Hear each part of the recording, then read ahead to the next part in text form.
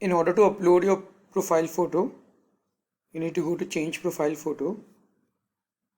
You can take a photo over here through your videos camera, or you can upload a photo. I'm going to select upload a photo right now.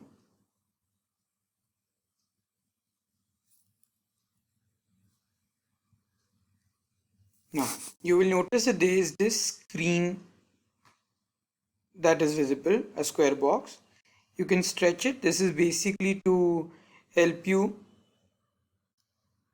resize the image and to crop the image so that the right section of the uh,